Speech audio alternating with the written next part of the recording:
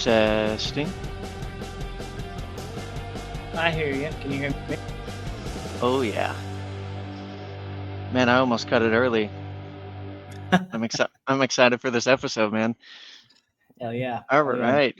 What's up, everyone? We got another exciting episode of the Business Breakdown podcast. Today we have an extraordinary guest joining us, Brandon Collins. Brandon is a tech savvy entrepreneur with an incredible story, originally from Arizona. Brandon built and sold one of the largest mobile IV therapy businesses in just 2.5 years, which is pretty crazy. I definitely want to ask about that. After his successful exit, he transitioned into the world of AI development, teaching himself software development and cybersecurity. Before all of this, he was also a veteran. Thank you for your service. Excited to ask questions about that also. In this episode, we're diving deep into the rise of AI and businesses with Brandon. We'll explore thought-provoking questions like, can I truly replace humans? Could automation actually create more jobs? And we'll unravel a lot of these questions, share a lot of insights on the transformative power of AI, go through a whole bunch of tools. A quick word and intro from our sponsors. Finance for individuals and businesses all began with a vision, a community where like-minded individuals could gather on social media and share their passions, experience, and knowledge for a brighter future. Our mission is simple: to foster growth, development, and keep pushing everyone forward. We believe everyone has the potential to succeed, and we're here to support that journey. Join our community of leaders and visionaries as we learn, grow, and build a brighter future together. For those on YouTube and other platforms, this is originally a Facebook group, and we're going to be keeping it here. Join our Facebook group at Finance for Individuals. That's facebook.com/finance for individuals and businesses. We'll see you there. Mr. Brandon is now living in Cancun, Mexico with his wife and scales companies as a fractional chief AI officer. That's artificial intelligence. He's collaborated on countless AI projects, helping businesses thrive and transform their traditional models. All right, no more script. Let's bring on Brandon. Brandon, welcome to the show. We're thrilled to have you here. How you doing? Thanks for taking your time out this evening. Absolutely, man. Thank you so much for having me, and I appreciate the introduction. It's very flattering. Yeah, for sure, man, for sure. AI is pretty nuts. You served and everything. How long did you serve for? Were you in the Army? I was in the Army for 8 years. Nice, nice. What was your MO? I was artillery, right? So I was airborne artillery. So we would go and we would um, get this gun all ready, this giant cannon, and we would throw it out of an airplane, and then we'd come back around, we'd jump out, and then we'd go and converge on that gun, put it into operation, and then blow stuff up. Man, that's nuts. That's nuts. Did you happen to go to Fort Sill? I did. Yeah, that was Nice, where I did a lot of my training. Yeah. nice. One of my good friends went there. Cousin went there also. And I've been there. Went up there to see him graduate, and yeah, I definitely know that area. That's cool, man. So you got into mobile IV therapy. Tell Yeah. us about Yeah. that. So I got out in 2019, and it was one of those. It was a time period in my life where I was like, I don't really know what I want to do, but I know I don't want to have a job. So before I found mobile IV therapy, I tried my hand at being a realtor. I tried my hand at being an insurance agent. I even tried doing direct sales for a supplement company, and eventually, COVID happened, and we were in the middle of a pandemic. And I remember I wasn't feeling too good. So I went and I got an IV, just with liquid and vitamins and everything. And it kind of just, had a light bulb moment. It was like, wow, I feel amazing right now. We did IV therapy for dehydration in the military all the freaking time. We had Hmm. medic friends that would help us, for hangovers or if we were just dehydrated. Oh So it was, yeah. it was one of those like, you know what? I think we're onto something here. So I went down the rabbit hole and I figured out how to start this business. And after perfecting it in the state of Arizona, we branched out into 38 other states. And at our peak, we had about 670 providers working for us. That's crazy. That's crazy. So 670 providers, those are registered nurses, or what's the legal term or I guess Yeah, yeah. position? Everything from registered nurses to nurse practitioners, and even some physicians we had working with us.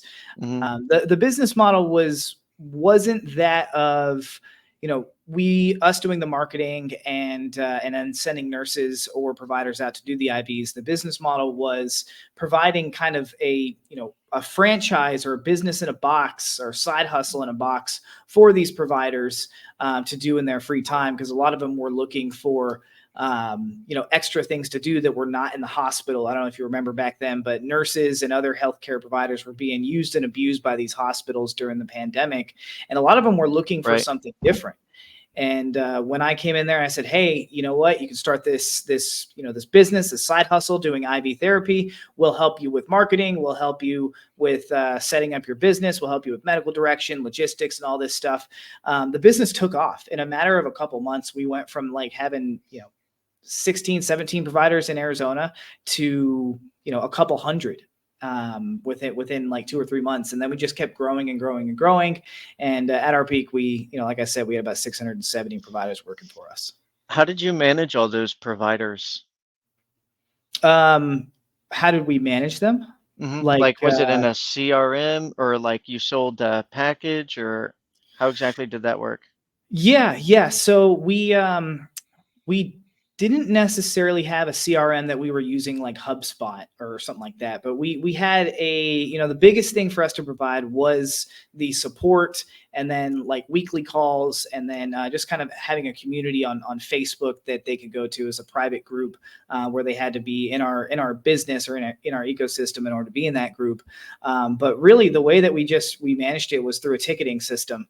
They would submit a basically a help desk ticket, and then we would, I had a whole support staff ready to reach out to them, and that was how we managed all of that.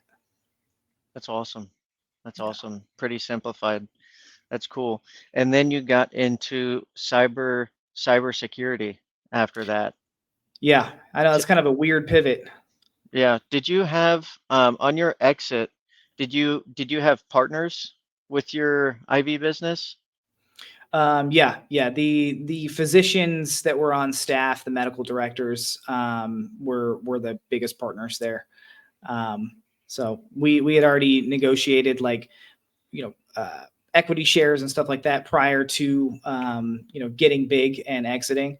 Hmm. So it was a super easy, straightforward process. It really didn't take us that long. We just found a buyer, and they offered us a buyout, and we took it, and Yeah. that was that. Yeah. That's So awesome. That's cool, man. Good for you. Good for you. And then how fast did you move to Mexico? so before, it was actually before the exit that I had moved to Mexico. Hmm. By that time, I had already kind of hired, I guess, fired myself from every position that I could be in the business. I Hmm. had a CEO, I had a COO, I had all the staff that you could imagine.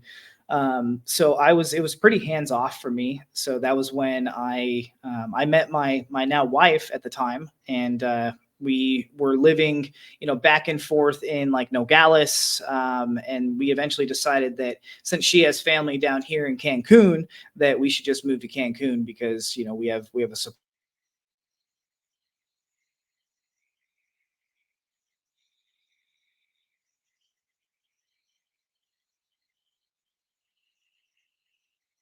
Come on. Did it just freeze?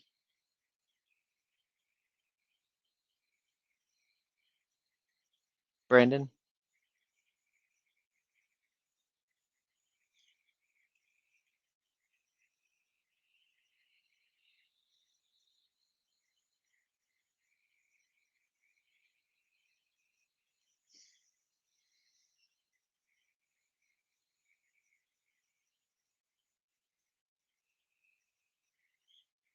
Brandon, can you hear me?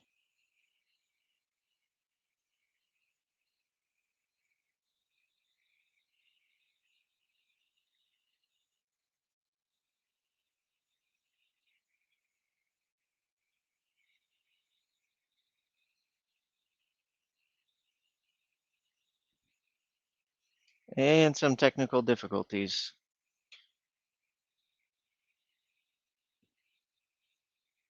See if we can get Brandon back on.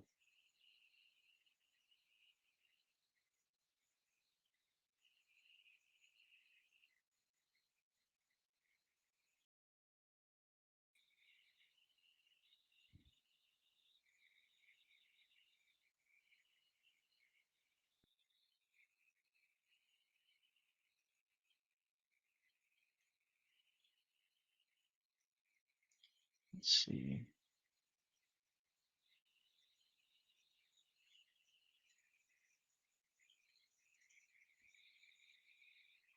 Just sent him a message real quick. You there? Yeah, that All was right. weird. That was weird. I don't All know if that good. was me or you. No, you're good. All right. So you said you were talking about coming to Mexico. Yeah, yeah. It Hmm. was actually before the exit. I had basically fired myself from every position in the business. I had a CEO, COO, whole staff, and everything. Yep. So, I had the time to focus on a little bit of myself and my family, and I was seeing a girl from Mexico, and we decided that it was easiest and best for me to move down here to Cancun, where she has family. So we have a nice support system here, and of course, it's Cancun, right? It's paradise. I can't complain too much. I know, right? That's pretty crazy. What's the do you have like a really cool spot that's really close to you? Or I'm sure you have a handful. I mean, we have obviously the beaches. The beaches are about 20 minutes away from where I live. Damn, that is Playa cool. Playa del Carmen is like 30, 40 minutes away. There's tons of like state parks here that you'd have to look up to really know what I'm talking about. But people come from all the way around the world to go to some of these places here in Mexico. Right, right. That's cool, man. That's cool. Well, I'll definitely have to take a trip down to Cancun. I still have never been, so I've been living vicariously through the stories that I hear. Um, but so diving into AI, why don't you explain your business, what you do a little bit, and then I definitely want to talk about there's so many different tools and things we could dive into. Absolutely, absolutely. So, my the core of my business is fractional chief artificial intelligence officer services. So, what that basically means is I come in and I come in at the C level and I assess the business as a whole, similar to how a business consultant would. The only difference is my focus is on where can I optimize certain processes and workflows, and where can I replace certain processes and workflows with automations and AI. So what I'll typically do is after I oversee an entire business, after I get all the information that I can, is I'll come up with an AI strategy that includes everything from implementing existing AI tools that are currently available on the market to developing from scratch AI tools and automations that don't currently exist yet. I have a full stack of developers that work with me. So we can basically build anything that we need to build for any client. That's pretty cool. What's one of the cooler projects that you've got to build out or be a part of, if you're able to Oh, share? cooler projects. Yeah, yeah. So the the one that first comes to mind is I was working with a behavioral health therapist, and his biggest thing was, it takes him anywhere from 30 to 60 minutes per client that he has, per client per hour that he has, to do the therapy notes that are compliant with the insurance providers that he works with, so that he can get paid. So I built out an AI for him that all he has to do is submit the transcript of the session. Of Hmm. course, it's all HIPAA compliant. We remove personal identifying information and everything, but he submits the transcript to the AI, and the AI spits out exactly what should be on the chart note in the format that the insurance needs to see in order to pay out. That's So that was crazy. that was a fun project to work on. I really enjoyed that one. Yeah, the AI is, I think it's going to change the insurance industry. I think it's really going to change the insurance industry quite a bit because honestly, I think the insurance industry is way behind in regards to technology. There's so many things that are not streamlined and so many steps that are really unnecessary, especially just to kind of stay HIPAA compliant. But I mean, whenever you get a on-site server and all that stuff, you kind of start building in your HIPAA compliance. Yeah, But it's definitely. yeah, there's just a lot of different things that I think are going to happen. I think it's really going to change a lot.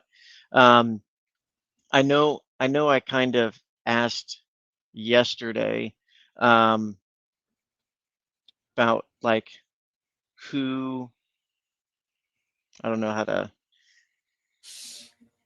There's a question that I asked. I thought it was probably the more one of the more interesting topics, and I wanted to kind of jump on it. But what about AI scares you? What about AI scares me? Yeah. People. It's one of those. It's the most powerful thing that we have on the planet right now, bar none. Mm. Right. Um, and hate to be cliche, but that old Spider-Man quote, right? With great power comes great responsibility. AI in the wrong hands can be a very, very dangerous thing. Case Right. case in point, the reason I got into AI and the reason the light bulb went off about AI is when I was teaching myself cybersecurity. One of the things that you do when you're learning how to hack systems is you hack virtual machines. We call them boxes, right? So I was Hmm. trying to hack this box, and it was a pretty advanced box, and I actually needed to code my own malware. I needed to code my own computer virus to get into this box and complete the challenge. I was having trouble with it, so I asked AI to help me. And it took a little bit to get AI to actually write me the malicious code that I needed, but in the end, I was successful in getting past the safeguards that these AI companies have, so that people can't create malicious tools like that. I was successful. I got past it. It created malware code for me, and I used it to complete the cybersecurity challenge that I was doing. So that was a very ethical thing. That was an ethical way of using something that could have been very, very dangerous. Imagine if someone like that, someone had the intelligence to say, "Hey, you know what? I want to try to get AI to write malicious code for me, and I'm not going to use it to get past the cybersecurity challenge. I'm going to use it for nefarious purposes." Right. So, and that's just one idea of how to use AI for something that's dangerous. I think AI in and of itself is an amazing thing. I think it's going to be people that make AI a dangerous thing. Yeah. I definitely agree. There's a lot of very great inventions that become weaponized. And it just sucks. That's the route it goes. We also talked about synthesia. Um, the power of synthesia is pretty wild when you can really take your customer service level to from like 1 to 10 overnight. Yeah. Everyone's getting a personalized video of what looks like a real human. Mhm. Have you used synthesia? I have, yeah, I've played around with it a little bit, yeah. What'd you do with synthesia? Did you send it out to anybody? No, I was it was more like I was more experimenting with it to see what it was capable of doing, and this was a few months ago, so I'm sure they've improved it even, a lot more since then. But what Hmm. I was able to do was I created a talking head version of myself. It cloned my voice, my facial expressions, my face, my upper body. It cloned all of that, and I was able to give it a script, and it used all the same mannerisms, it used all the same expressions. The only thing that was kind of off was sometimes like the spacing between the words or the spacing between the sentences, and sometimes the lips got a little bit messed up. But honestly, it was pretty dang good. And I can only imagine, where we're going to be in like 3 to 6 months. It's not going to be you're not going to be able to tell the difference. Yeah, it's pretty crazy. There's kind of the next level to Synthesia. I don't know what event it was or kind of what software, but it was just a guy and he was on stage and they brought him up to as kind of an example and they kind of took a picture all around him or a video went all the way around him and then input his that video into a another video and it's a NBA highlight. and they replaced an NBA player with this guy who was just standing on stage in under 30 seconds. And this guy was now dribbling the ball with all these famous NBA players in this video. And then he's going up and dunking it and everything. And it's like, and that's in less than 30 seconds. It's, Yeah. and it was clean quality too. Um, and I think we Wow. also talked about the studios, um, the Yeah. movie studios, and being able Oh, to see yeah. that, Mhm. um, Absolutely. and create that from AI. Do you do you know what the leading, I guess, the leading provider or the leading studio of AI would be? The leading 'Cause I, studio of AI. yeah. Are you talking about like AI that can create videos, or are you talking about like Hollywood using Yeah, AI for Hollywood videos? using AI, because I know that there was a handful of studios that actually shut down their, I guess, their R&D graphics or what have you, because they saw this growth of AI. Um, Yeah, it I'm wouldn't trying to surprise me, remember. man. Like They probably shut down MGM or Lionsgate, one of those 2. they shut down like 800 million dollars worth of departments, because they saw the capabilities of this program. I'm trying to remember what it was. It was a pretty big deal. Trying to remember. Sora? So is that it? Sora is the most well-known one by OpenAI. And yeah, it can create and render realistic looking videos within minutes. Right. And we're talking like pinpoint accuracy. We're talking better graphics than pretty much everything that's out there on the market. That's Um, crazy. yeah, yeah. I mean, I think the one of the most famous videos I saw was like a Lamborghini driving through rural San Francisco with nobody in San Francisco. So it was like one-to-one replicas of everything. It looked just like San Francisco. You couldn't tell the difference. It looked just like a Lamborghini driving through San Francisco with no people, no traffic in it. Yeah, that is pretty nuts. That's pretty So crazy. It's almost yeah, like was it I Am Legend? I think is what it was called. yeah, Um, yeah. Where there was whenever nothing there. yeah, he's Yeah. driving with the Mustang. So how did you get started with AI? Like what kind of drove you towards AI? What was your first introduction to AI? My first introduction to AI was with my last business. We were using it for basically just for content creation and to analyze documents, analyze contracts that we were writing and stuff like that, Yeah. analyze business documentation. It was back in the Chat GPT 3 and 3.5 days, Mm-hmm. and it was pretty remarkable back then. It was revolutionary back then. Um, what made me jump into AI was using GPT-4 to help me with that cybersecurity challenge I was telling you about. Seeing Mm-hmm. the power of what it could do, its ability to think like that, its ability to help me like that. It was one of those like, wow, if I was still in that other business and I had the power of Chat GPT right now, GPT-4, GPT-4o, as well as some of the other tools that exist, I would still be in the business that I was in, and I would be, I would be leveraging AI, and I would be an 8-figure business trying looking for a 9-figure exit. That's for sure. Isn't that crazy how much it can help people? Like I remember what did it come out in October, November of 22?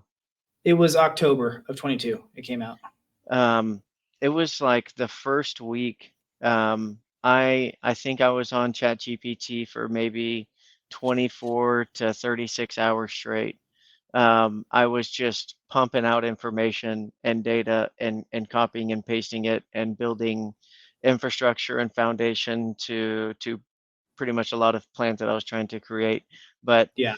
yeah, it was just insane. And now with ChatGPT, you can take a picture of what's in your fridge. You can upload that picture to ChatGPT and say, make me a meal or give me a meal plan, Yep. to make from the food that's in my fridge.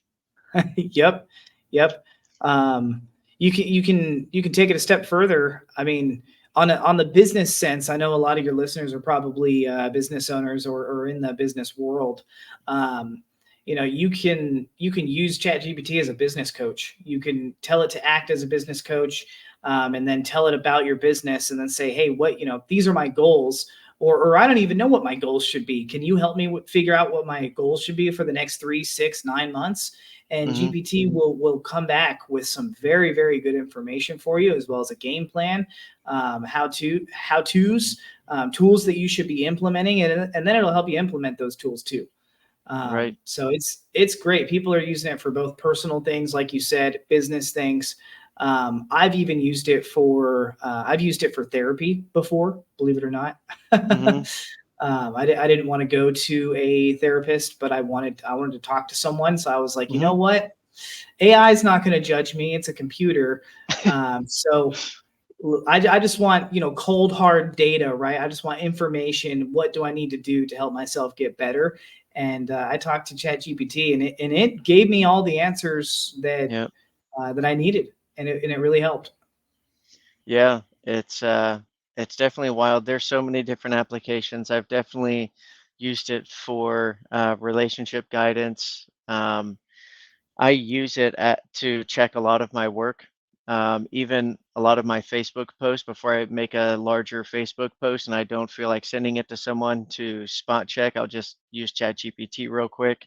I use ChatGPT to do research across multiple websites. Man, there's so many different applications. Yeah, It's pretty crazy. And then I think they're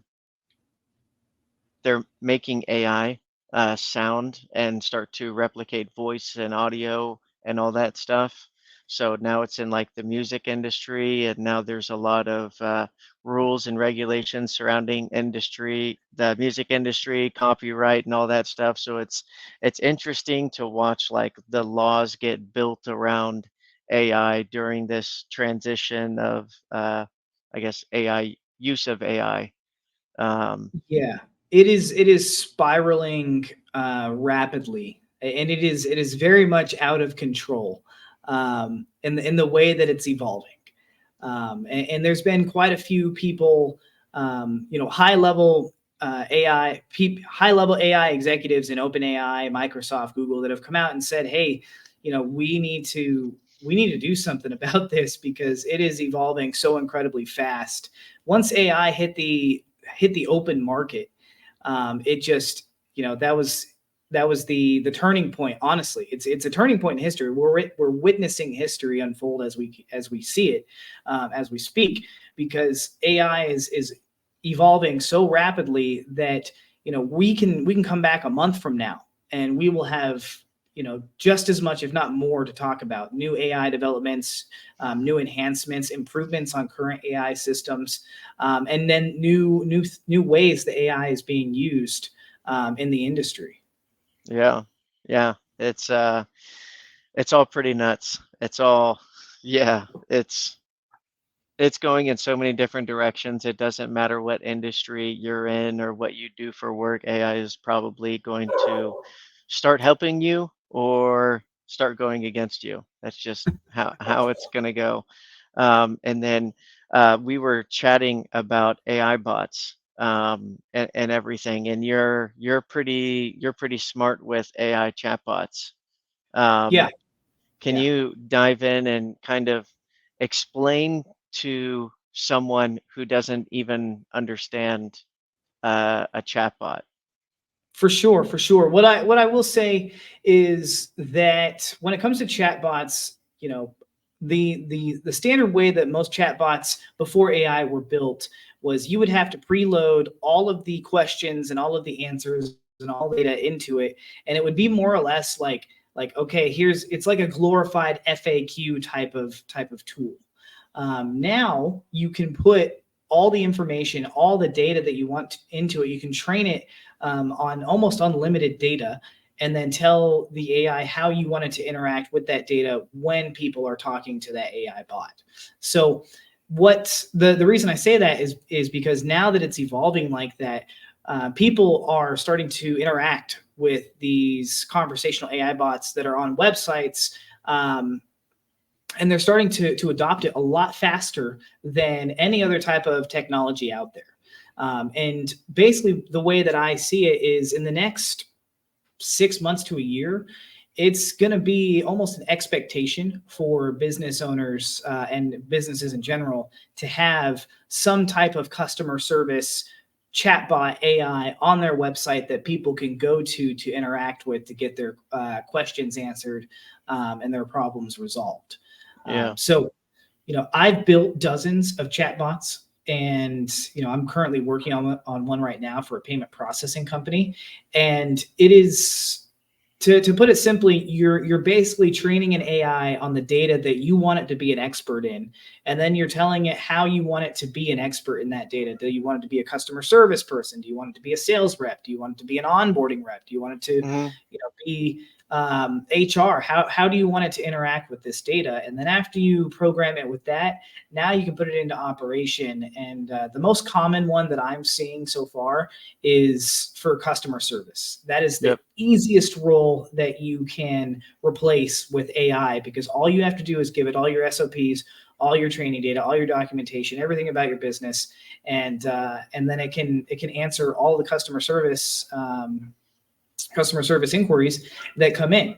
You can even hook it up to a CRM, and it can pull data from that CRM in real time. So if somebody comes in and says, "Hey, I'd like to know the status about this," as long as it's updated in the CRM, it's going to tell them whether or not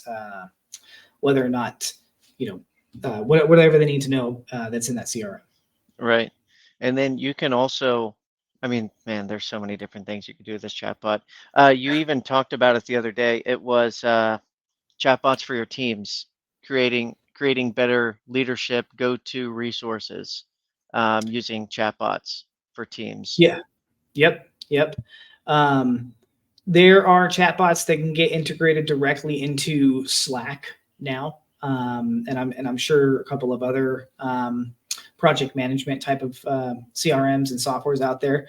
But it can act as the, what's the word I'm looking for? It can act as kind of the person that is keeping the entire team focused on where they need to be. So it can Hmm. check up on whether or not stat or certain tasks have been done. It can update. It can send messages to people to give them an update. You know what I mean? It can just basically keep everyone centered and focused on the tasks that they need, so that the projects get done a lot faster. And if they need any information, it can provide that information too. Is that a specific uh, program, or is that something that you built, or what is that? The ones that I've worked on were separate. I had to code that in Chat GPT, Hmm. OpenAI's Playground, and then we had to code it into the Slack. But there are ones available on the market that can connect directly to Slack, so you wouldn't have to do that. Um, they're, yeah, to my knowledge, they're pretty easy to work with too. I think I know of a couple. I think chatbase.co is one of the ones that you can implement into Slack. Hmm. But there are more robust and better ones out there. You can have it work almost autonomously, as opposed to having to wait for information to be given to it, if that makes sense. Yeah, yeah, no, that does. With something like that, is that in, what'd you call it? The name of that system? Chatbase.co, no, that Chat this is a based. completely different one. Gotcha. Yeah, What's yeah. what's the name of that one? It's not coming to me right now. I was hoping you wouldn't ask me that question. Oh, oh, my bad, um, my bad. I can grab it for you. Yeah, I haven't built anything with that software. I've seen it. I've read about it. But Okay, since I haven't worked with it, it kind of just went in and out of my mind. I'm sure I can go do some research and find it for you real quick though. yeah. Now, we also talked about Air AI. If you haven't heard of Air AI or anything like that, it's definitely an interesting product. There's definitely a lot of room for improvement, but essentially it's a voice integrated chat GPT kind of response in it, and you can throw whatever voice you want in there. If you want it to be British, if you want it to be in English, if you want it to be in Mandarin. I mean, there's just a lot of different options. But you can essentially set boundaries for a character you want to develop, and it can call individuals. It's pretty it's pretty crazy. So one of the examples that they used for a long time was selling, what was it? It wasn't AirPods. It was an Apple product though. Apple Vision. Apple Vision Pro is what they Apple were. Vision Pro. Yeah, Yeah. yeah. So they used that example in their ads of a guy selling Apple Vision Pros, and obviously the person selling Apple Vision Pros was the AI voice bot, um, and going through the rebuttals and being customer sensitive and understanding empathy was pretty wild to me, and that's what got my attention towards it, because before it recognized tone and empathy, and that was pretty crazy to me. Um, but obviously, there's better programs than Air AI. I haven't even looked at them, just like you have in the last couple of months, and I'm sure the product is a whole lot better. Um, for all the newer products that are getting released almost daily or weekly, where are you? Where's your kind of home base to see what's new and what's out there? Is that like AppSumo, or what are you looking at the most? No, no. I actually, so let's see if I can remember the name of it. There's a couple newsletters that I subscribe to. One of them I think is called the Neuron, and How do then you the spell other it? one, the Neuron, Oh, NE. gotcha. Yeah, the Neuron. Those guys are pretty up and up on it. And then the other one is I follow them on Instagram. Um, they're it's Evolving AI. Let me look up the actual name of it. It's a great account to follow because every single day they're posting about new AI developments. Hmm. Evolve. Are they pushing a certain tool or software, or are they kind of all over the place and want to share everything AI software pretty much? If I had to guess, their business model is that of a kind of like an affiliate marketing Right. type of thing. So That's they're that's they what are I was wondering. commenting on yeah, they're commenting on everything that's coming out, and I'm sure all of the links that they have to it is their affiliate link, which Right. good for them. They have 1.7 million followers on Instagram, and every single day they are posting new AI developments, not just in the software space, but in the hardware and in the robotics space as well. Like one of the most recent ones that I'm looking at right now is they used AI to create living skin in Japan. What? Yeah, It yeah. can That's crazy. So Japanese scientists used human skin cells to create a living skin in an experiments in AI to let robots show emotion. Right. So um, I would definitely go and give them a follow. I'm sure they have an email newsletter as well on Yep. Instagram, but it's evolving.ai on Instagram. Um, evolving.ai and the Neuron are where I get most of my AI developments and news from. Yeah. That's pretty cool. What AI tools do you use personally daily Daily, or ChatGPT weekly? 4.0. Yeah, ChatGPT 4.0 is definitely a daily one. Yep. ChatGPT has turned into Um, do you remember back in the day when people would ask you a question, you'd say, you know what, just go Google that, and now it's like let me ask Chat GPT. Like that's kind of how I use it now. I don't even use Google anymore. Same. Um, so definitely Chat GPT 4.0. The other one, surprisingly, it it doesn't have a direct purpose for me, but it helps a lot of the goals that I have in a secondary and tertiary type of way. It's called Engagement Monster.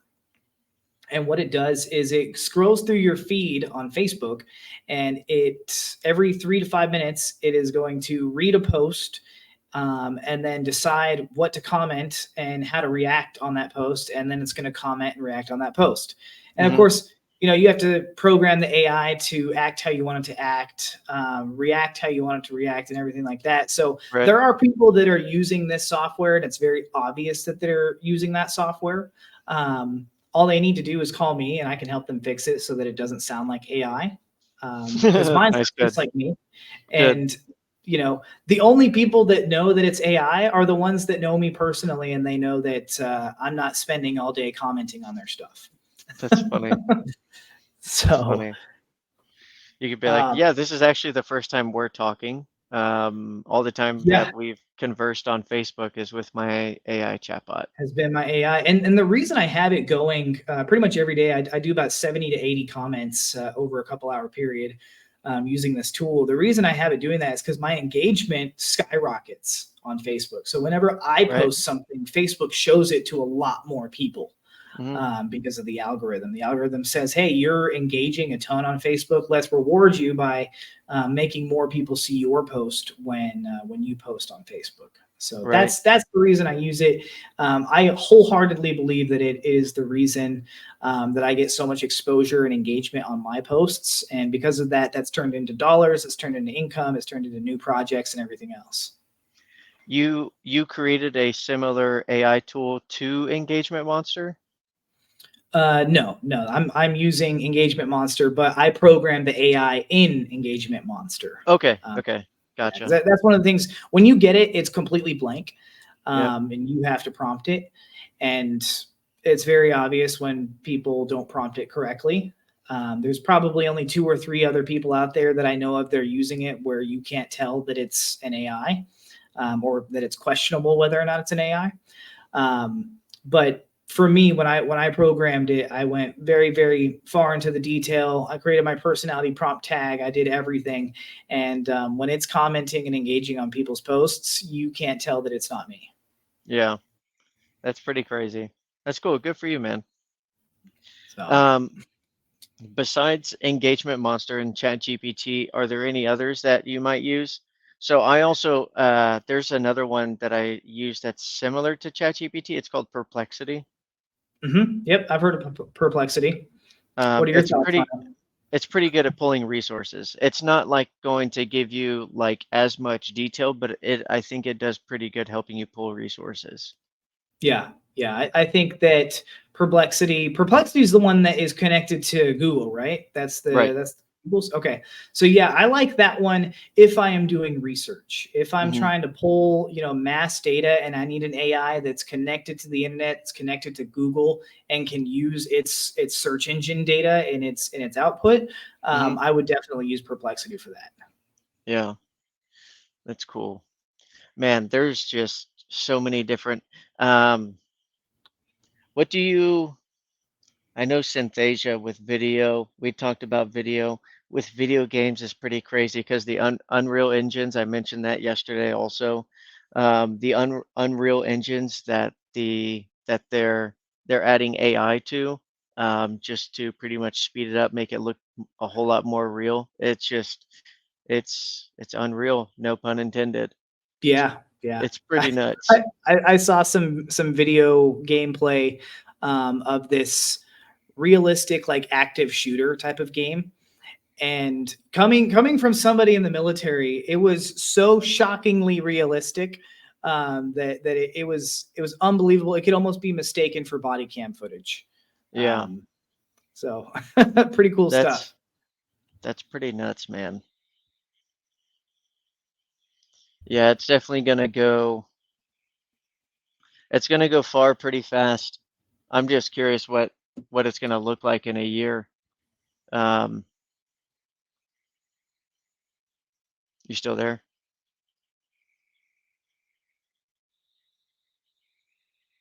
No. Do do do.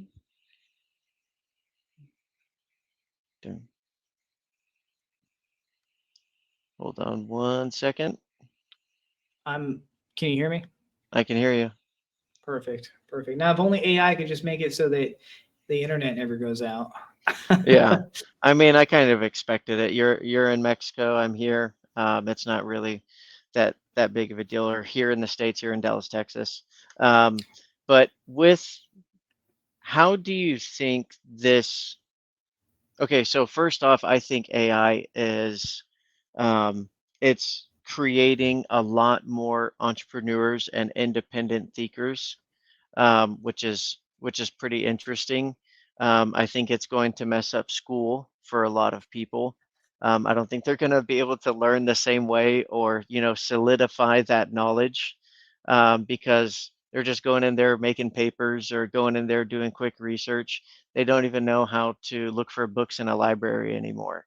Um, so it's just like what things are going to leave, what's it going to look like in 10 years? What are they not going to know how to do? Have you seen Idiocracy? I have. I Oh have. man. Oh man. I am more of an optimist than that. Oh Because yeah, don't get me wrong. I think more good things are going to happen than bad things, but it's just it's I'm a nerd, so I think of Star Wars, and we're gonna get there faster than that. May be part of our own generation. We'll get to see some Star Wars stuff. you know, I my hope, and this is like my vision ever since I kind of went down the AI rabbit hole, is back even just 100 years ago, we've had geniuses, just straight up geniuses: Nikola Tesla, Benjamin Franklin, Einstein, you name it, right? We've had geniuses. Hmm. What if those geniuses had access to AI? What more could they have done? How many more inventions and innovations could they have created? That's what gets me excited, is because I think that schools and universities and the education system needs to stop the assembly line to create workers. We need to create thinkers. We need to create creatives, right? We need to fuel that creativity. And um, I think that when the right person with the right creative mind is given AI and shown how to use AI and shown how to leverage AI for their creativity, I think innovations are going to happen faster than we can regulate them. Like I see free, clean, renewable energy for everybody within my lifetime. Heck, within this decade, I can see it happening. I can see multiple inventions being made that nobody could even regulate them. They're going to hit the open market, and we're going to have clean, free, renewable energy. I see medical inventions happening within the next decade that would not even have been thought of to be possible. Um, but because of AI. Right. So that, I mean, that's when I say I'm an optimist. That's kind of where I see us going. I see people. Yeah, let's not waste time learning how to write a 5-page essay. Screw that. Let's learn how to leverage the tools that we have to exponentially increase our knowledge, or at least our access to knowledge. If we have access to this, it used to be the most powerful device in the world was your phone. Right now, the most powerful device in the world, in my opinion, is AI, and having access to tools like GPT and Perplexity that can give you unlimited data and unlimited information, just like that. And Right. With a that, I click think, of a button, literally. literally the click of a button. Um, and I think teaching people how to utilize and leverage that at a young age is gonna skyrocket uh, our society like exponentially, and I think it's gonna happen within our lifetime, and definitely, and even within the next decade. Yeah, that's awesome. I think I'm in the same boat. I'm in the same boat. I think more good is going to be used of it, but it is um, yeah, it's progressing so fast. It's awesome. It's an awesome tool. It's an awesome tool. Is there um, outside of kind of the AI that we've talked about, for useful tools, do you happen to have a list of tools um, that you would recommend to business owners Yeah, regularly? absolutely. Yeah. Um, I mean, if you want, I can go down the line here, or I can provide that as a as an attachment to this. We can put it in the description or whatever. We'll do Um, both. I'll do both. Yeah. Okay. Yeah. I listed all these tools in my book. I wrote a book called Using AI Like a Pro. It's designed to take you to go from zero to using AI like a pro.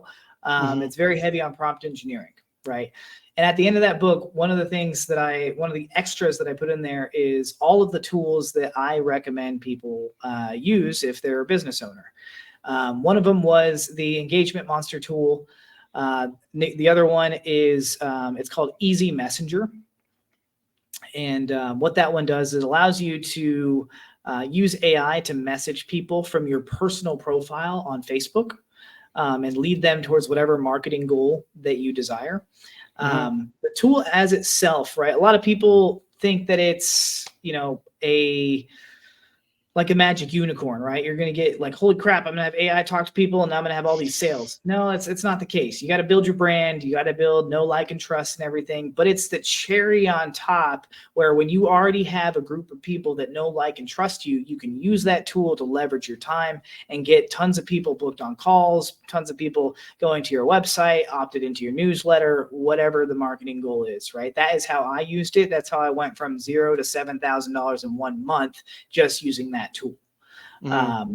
So there's that one. Anybody who's doing any kind of video calls, if you don't have Fathom Note Taker or some type of note taking AI, Fireflies. whatever you want to have is, I mean, I prefer Fathom because you get like the first 3 months for free, and then after that it's only like $9 a month. But get something that can summarize every single one of your calls for you, because before Fathom existed, I was trying to take notes during calls, and most of the time, because I didn't want to be sitting there like watching my computer typing or writing something on a piece of paper while I was talking to somebody, I would give that person my full attention, and then something would happen after the call and I would forget to write down all of my information, all the data and the thoughts that I had about that call afterwards. So with something like Fathom Note Taker, you don't have to worry about that. You can come back in and say, what was that call about? What was I supposed to do? And it'll outline the summary of the call. It'll outline what the action items are. It'll outline who that person was that you were talking to, what they do, and everything else.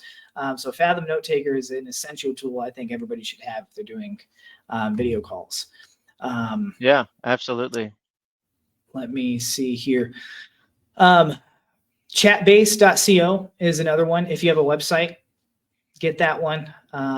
If you don't know how to program it, call me. I will train that. I will train that chatbot. If you don't even want to mess with it, you can let me know, and I will program your conversational AI for you and help you get it Hmm. implemented.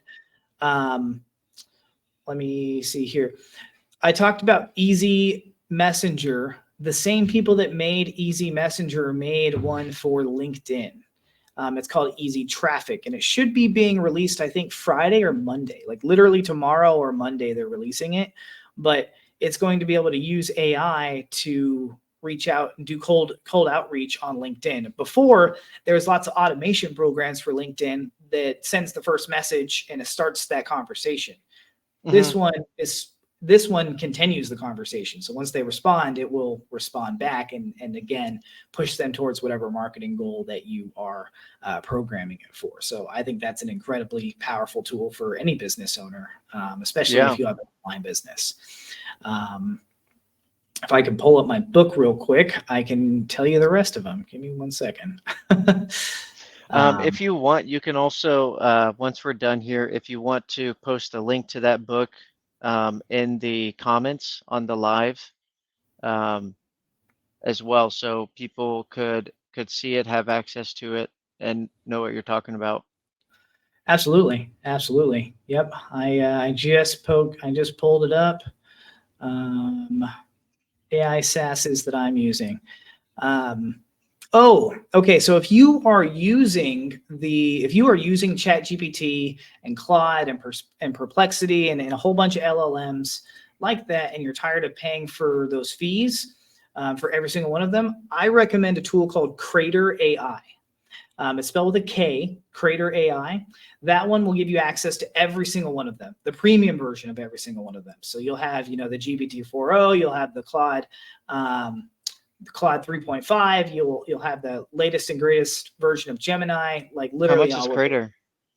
Crater, I think their cheapest plan is like $20 a month. Or no, I'm sorry. It's $40 a month. So if you are using more than 2 of these LLMs, then it would definitely behoove you to get it, because you'll save some money there. Right. Right. Let me see here. Yeah, the last one, I'm gonna have to take this one out of the book, actually, because I was having some issues with it. But it was basically an engagement monster for LinkedIn called Power In. But recently LinkedIn has kind of shut it down, so I'm not going to recommend that one to people. But yeah, so those are the ones that I recommend. Now, if you want to do something more custom, right? If you wanted to get into like the phone calls or the video calls and stuff like that, there are other tools out there, but there's no one size fits all. I would definitely recommend talking with or trying out a couple of them, or talking with somebody that has experience with a lot of them and can point you in the right direction for your specific business and your specific situation. Yeah. Yeah, for sure, man. There's man, that was a good list, especially the easy messenger. I'm actually curious about that one. Is that still pretty good with Facebook Messenger? Yeah, it's really good. It's really good. I'm an authorized. I mean, I hate to toot my own horn. I am an authorized You're good. reseller of it. It's not something that I don't go around pushing it, like saying, hey, please sign up for this. I don't like just pushing software. I believe in using the right tool for the job, and sometimes it's Easy Messenger, sometimes it's not. But Easy Messenger is a pretty dang powerful tool. I only recommend it if you have a group on Facebook where you have already established know, like, and trust. So usually that means you're an admin or a moderator of that group, or it's your own group, like you own it. But if you're using it just for like complete cold outreach, you're not going to have a good time with it. You're gonna say like, why did we even recommend this? This tool sucks. And it's not because it sucks. It's because none of these people that you're reaching out to know you. Why would they respond to you? Right. So there is one more that I forgot, and I just remembered it, and I think it is worth mentioning. For any business that has an affiliate campaign or an affiliate marketing program, there is one called Affy Stash, and that's AFFI stash.com. That one uses AI to connect. It basically matches your business with affiliate marketers to help push your products and services. So if you've ever wanted to get in touch with influencers and blogging websites and other affiliate marketers that are already pushing stuff that's related to your business, AffyStash is an amazing way to, one, find their information, and two, you can contact them directly from the software. Man. So I know I'll be using that when I launch my my video software here in a couple months.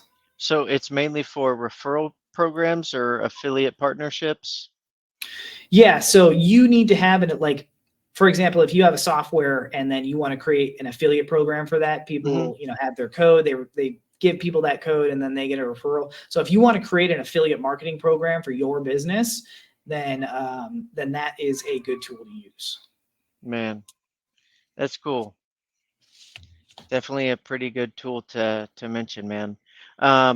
Yeah, I definitely want you to put all your contact information and links to that book and stuff like that, your website, and comment on the live video. And I think it's on my profile. But you also shared it. But with that, I'm also going to put it on the YouTube video and make sure that gets posted properly. Um, but yeah, man. That's awesome. This has been a very interesting talk. I'm sure we could have a talk probably even next month and have a whole list of new tools, new things happening. Yeah, it's just there's a lot of moving parts. Even Nvidia's now the number one company in the world because all the servers and everything that they're having to create um, behind Yeah, AI. It's pretty crazy.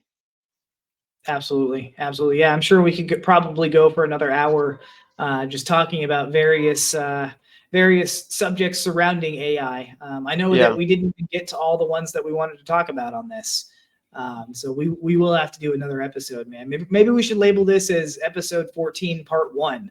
part one. Yeah, yeah, part one. I was gonna say that, especially technical difficulties, not being in the studio and all that stuff. But I still wanted to get this one on the books because AI is just it's just insane. It's very powerful. It can do a lot of good. Absolutely. Yeah, I agree, man. I agree. I'm excited to see what comes in the next few months and the next few years because of it. Right. Yeah, absolutely. Well, man, Mr. Brandon Collins, if you want to plug yourself, give yourself a little shout out. Absolutely. Yeah. So, guys, Brandon Collins, fractional chief artificial intelligence officer, author, speaker. I'm actually speaking at an event about AI in Las Vegas in August. So if you guys are there in August, I'd love to meet up with you. What's the name of But the event? it's a podcast mastermind. I'm sorry, it's called Top Paid Speaker Mastermind. So they're meeting in August, and anybody who wants to start making money doing speaking, you're going to want to go to this. You're going to want to go to this event. It's a fairly intimate event. They're doing at a big giant Airbnb in Las Vegas, and That's cool. it's going to be pretty awesome. Yeah, the guy running it has made 7 to 8 figures doing speaking, and he's just handing out knowledge doing it. So definitely a cool place to be. I'm going to be advising on how to use AI for that specific industry Hmm. there. And then if you guys want to get a hold of me, facebook.com/the real Brandon Collins is me. My website, brandonaiconsultant.com. You can feel free to book a call with me there. And then if you want to pick up my book is using AI like a pro.com. Feel free to go grab a copy, book a call with me after you read it so we can go over how to implement AI into your business. Man, good plug. I like it. Um, Man, honestly, it feels like I'll probably talk to you in 2 months, man.